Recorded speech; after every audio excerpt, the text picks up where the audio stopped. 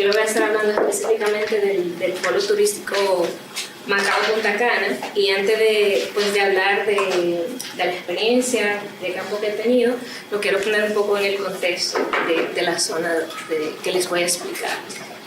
Y entonces el polo turístico Macao Punta Cana queda justo en la región este. También nos podríamos poner nosotros para cada uno. Es que allí se tapaba la gráfica. Bueno, solo en esta ocasión me voy a tomar un momento para parar. Entonces, queda aquí justo señalado donde está Punta Cana, y voy a hablar específicamente de toda la costa, que va desde Juanillo, aquí debajo, pasa Punta Cana, Macao, Güero Alto, y ya ahora se está extendiendo hacia Miches, pero que queda en otra provincia, que es la provincia de Esquema. Donde está el corazón es donde yo vivo, que queda a 45 minutos. Entonces, aquí se encuentra, antes de la pandemia, había unas 39.000 habitaciones, que es casi la mitad de las habitaciones que se encuentran en el país, que tenían una proyección de unas 45.000, pero que cambió por la pandemia, y ya más adelante les voy a explicar cómo se encuentra en la actualidad. El producto que tenemos aquí es basado en Sol y Playa, hoteles todos incluidos, que se han desarrollado en toda esta costa que les he explicado. Y también por el Aeropuerto Internacional de Punta Cana es donde entra el mayor flujo de turistas, convirtiéndolo en el número uno del país. En general, la actividad turística es la más importante, una de las más importantes en la economía, la cual aporta el 7.6% al Producto Interno Bruto, demanda el 36% de la producción agropecuaria y es responsable de generar el 33% de las divisas que ingresan en el país, generando alrededor de unos 350.000 empleos. Entonces, aquí les describo lo que la mayoría conoce, lo que les resuena cuando le hablamos de República Dominicana, que es Punta Cana. Pero ahora les quiero mostrar la otra versión, lo que yo denominé como las dos caras. En realidad, esta zona aquí se llama Distrito Turístico Verón Punta Cana. Y Verón es la zona donde se han alojado por tradición las personas que vienen aquí en busca de empleo. ¿Y cómo inicia? Bueno, con la perspectiva de que se van a desarrollar estas infraestructuras hoteleras, primero en el sector de construcción, llegan lo que son mano de obra, principalmente extranjera, personas haitianas, que a primera mano era de manera temporal, pero que poco a poco entonces se fueron quedando. Y como no hubo una política o una planificación de crecimiento urbano, entonces se da de manera muy irregular. Lo que a día de hoy da que en Verón Punta Cana la municipalidad no tenga la respuesta de poder cubrir cosas básicas, como son las calles, las aceras, que haya un acueducto, que haya un vertedero improvisado en muchos lugares. Y al día de hoy todavía no hay una planificación de su crecimiento o el desarrollo organizado de Verón. Aquí es donde usualmente entonces se empezaron a alojar familias o personas que venían en busca de trabajo de todas las demás regiones. Y los que obvio no se pueden quedar en el desarrollo turístico e inmobiliario porque son mucho más caros, pues se quedan en esta zona. Pero también ellos tenían otras opciones de quedarse en los alojamientos, porque no se quedaban en Verón, pues se quedan en los alojamientos hoteleros. Y bueno, esta parte ya la pasé. Dentro de los alojamientos hoteleros, hablando con algunas personas que viven allí, en general algunos tienen condiciones diferentes o beneficios diferentes, pero en general existen estas tres divisiones, que son alojamientos para empleados de línea, para mandos medios o supervisores, o para ejecutivos y corporativos. Entonces, le traigo aquí tres experiencias totalmente distintas. Tengo la de un chofer que transporta a los turistas dentro del complejo hotelero. Él vivía en una habitación con 6 personas más y tenían camas de 2 plantas, camas literas. Entonces eran 3, tenía un solo abanico, un solo baño y un solo closet. Ventilador de techo, con la calor que hace allá.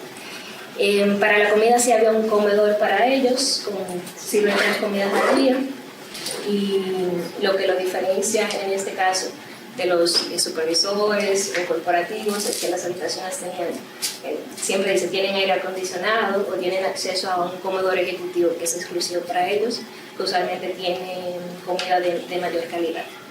Entonces, otra experiencia, aquí pongo nombres que no son reales para proteger la identidad de la persona. Aquí le pongo Raúl, él trabaja más en el departamento de calidad, más de mandos medios. Él sí vivía en un apartamento, o vive en un apartamento de 3 habitaciones, tiene área de lavado, tiene cocina. Cuando le pregunto la diferencia de su hospedaje con los de los demás, él dice que los empleados de línea sí comparten habitación y que los corporativos pues ya sí tienen una habitación principal, que tienen aire acondicionado, bueno, lo mencionan. Y pues el único beneficio que podría decir es que no tendría que compartir habitación con nadie.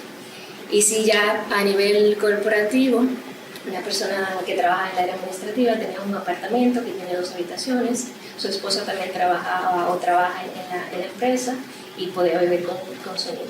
Entonces esa es la diferencia, hay como una jerarquía en la asignación de las habitaciones, dependiendo de tu posición, pues también mayor beneficio vas a tener. Entonces, uno de los principales motores o argumentos para que se lleve el desarrollo turístico a República Dominicana es la creación de empleos. Esa es como la insignia. Y es muy común ver en las noticias o escuchar este tipo de frases que dice más empleo para Miches. Con la construcción del nuevo complejo hotelero se crearán 500 empleos directos y 1.500 indirectos para las y los dominicanos. O 2.200 nuevos empleos para los dominicanos. Estos son para complejos hoteleros. El crecimiento sostenido y la consolidación del turismo es una prioridad. Esto asegura el crecimiento económico, desarrollo y pues, bienestar para los ciudadanos. Entonces, ahora bien, ¿a qué tipo de posiciones puede acceder la comunidad local? ¿Cuál es el salario? ¿Cuáles son las condiciones? Quiero rescatar una frase de Araceli Valdés, la cual decía: ¿de qué vale tener hoteles en mi comunidad cuando de igual manera tengo que mudarme a otro lugar por falta de empleo o que me paguen o lo que me paguen no alcance para ni pagar la renta? Entonces, en el contexto que Araceli decía esto es porque ella es la presidenta de la Asociación de Vendedores de Playa Macao, que se quería prohibir por la construcción de un nuevo complejo hotelero. Bueno, ellos se empoderaron, al final evitaron que pasara eso. Pero entonces quiero analizar esta frase porque dice mudarme por falta de empleo. Entonces, ¿cómo que mudarse por falta de empleo? Si la principal insignia de estos desarrollos es porque me van a traer empleo a mi comunidad. Y ya luego la que dice que no me alcanza dinero para pagar la renta, la vamos a ver un poquito más adelante. Entonces, lo que suele pasar es que estos desarrollos se dan en zonas pobres, zonas de las periferias, donde las personas viven de actividades básicas, ya sea agricultura, tienen una parcela, o son pescadores, o algunos negocios informales formados, no sé cómo se diría, formados, bancas y ese tipo de cosas. Y tienen muy poca o nula preparación en cuanto a lo que es administración turística o lo que es administración hotelera. Con la perspectiva de que sí, que se van a crear empleos, los más jóvenes entonces empiezan a hacer cursos técnicos, pero más en el área de alimentos y bebidas. Y sí, quizás el que no maneje ningún idioma o que no tenga ninguna preparación, entonces se van atraídos por estos empleos que son más precarios. Bueno, es más fácil quizás trabajar aquí que trabajar en la tierra. Pero la mayoría entonces no tiene acceso a un salario digno que les permita tener una mejor calidad de vida. Y pues un ejemplo claro de esto es Juanillo. Juanillo, esta era una población que vivía a la orilla de la costa, la playa se llama así mismo, pero que por la promesa de que se le va a traer desarrollo y que se le va a traer empleos, fueron desplazados a la orilla de las playas y se le construyó un nuevo barrio, un nuevo Juanillo. Y sin embargo, 21 años después, Juanillo todavía está en estas condiciones, más bien están excluidos. La zona sí se desarrolló, ahora tiene sus playas que son exclusivas, y a diferencia de los de Playa Macao, ellos ya perdieron, no perdieron totalmente el acceso a las playas, pero hay una burocracia para entrar a las playas. que tengo que llamar a la garita, donde está la seguridad, decir el tipo de vehículo que va a ir, cuántas personas van a ir. Eso es para los que viven ahí. Pero los que son de fuera tienen que pagar, por ejemplo, yo tuve que pagar 1,000 pesos, que son $10, que asegura que yo consuma en el restaurante que está justo en la playa. Entonces, al día de hoy ellos siguen viviendo de la pesca, algunos tienen el permiso, otros siguen viviendo de la agricultura y los más jóvenes entonces trabajan en el área de construcción y entonces otras de la familia entonces se desplazaron en busca de mejoría. Entonces, ¿qué desarrollo fue el que trajo? De aquí entonces paso a qué piensan los empleadores. Y sí, ellos dicen que le hace falta personal preparado, que sepa idiomas, que tenga conocimiento técnico, que maneje todas esas tecnologías.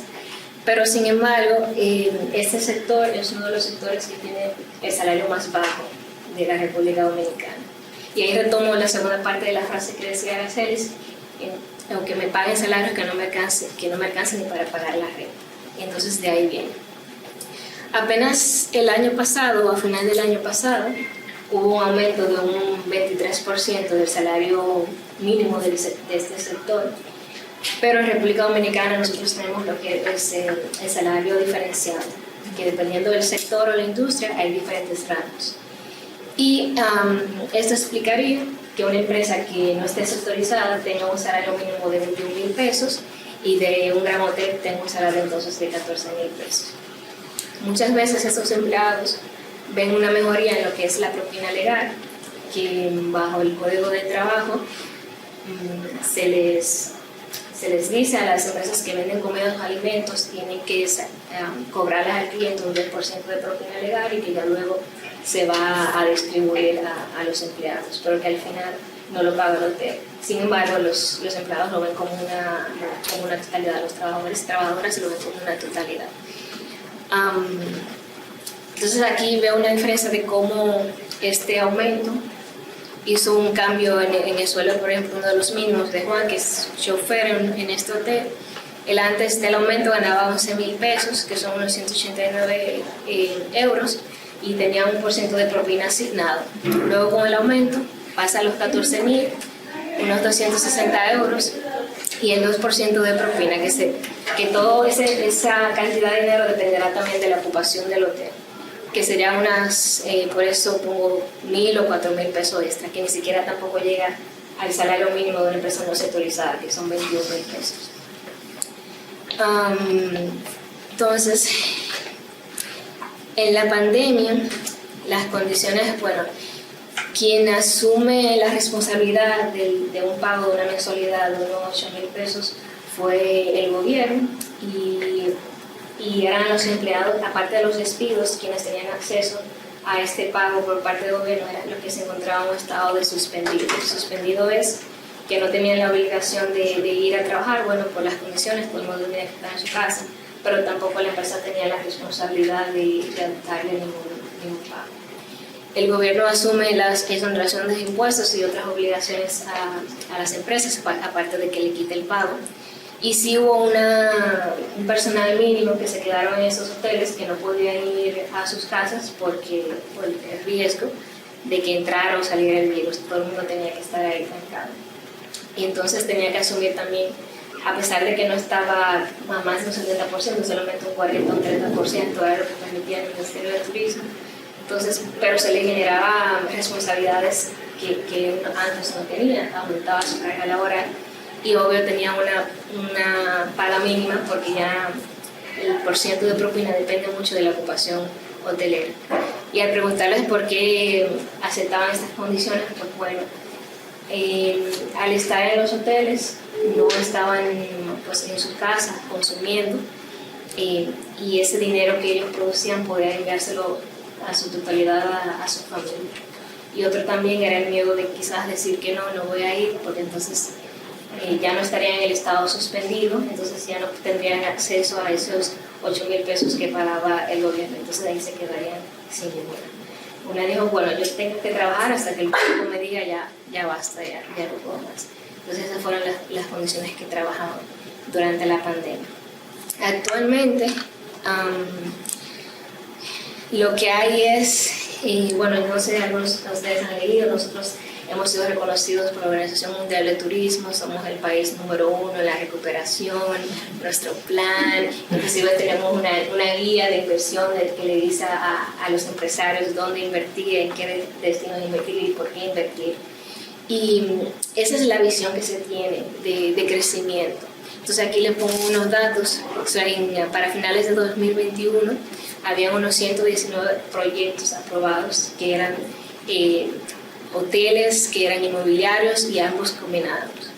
Y la mayoría de eso era en la provincia de la Altagracia, donde está ya la mayoría de las habitaciones del país. Eso aportaría unas 9.423, de acuerdo a los datos del Ministerio de Turismo, que se siguen aportando. Entonces, justo ayer salía esta noticia, RD rompe récord con llegadas de 644.861 extranjeros para lograr el mejor mes de junio de la historia. Todos los meses nosotros estamos rompiendo los récords de años pasados y todos los meses sale esta noticia y es un orgullo porque sí, bueno, recuperamos las cifras y vamos por esos 10 millones que queremos llegar todos los años, que lleguen 10 millones de turismo. Entonces la visión en general que se tiene es que el crecimiento ya no es desarrollo sostenible, creo que te lo mencionaba anteriormente, es crecimiento sostenido. Entonces sí, se está teniendo crecimiento sostenido, están creciendo las infraestructuras hoteleras, pero ¿qué de sostenible tiene esto? En cuanto a las acciones, bueno, los trabajadores ya con estas cifras ya volvieron a lo mismo que estábamos antes, las mismas condiciones y todo eso. Pero acciones en específicos para ellos de mejoras de las cargas laborales, de salarios, nada que ver. La visión es que se siga creciendo y que se siga creciendo. Lo mismo que empezamos en los años 70, 80 en Punta Cana, pues ahora que se reproduzca en los nuevos destinos que son pedernales, en la zona sur, que son en Minches, y no hay nada diferenciado, por así decirlo. Y una remodelación de la capital, Santo Domingo. Y bueno, eso sería todo. Gracias.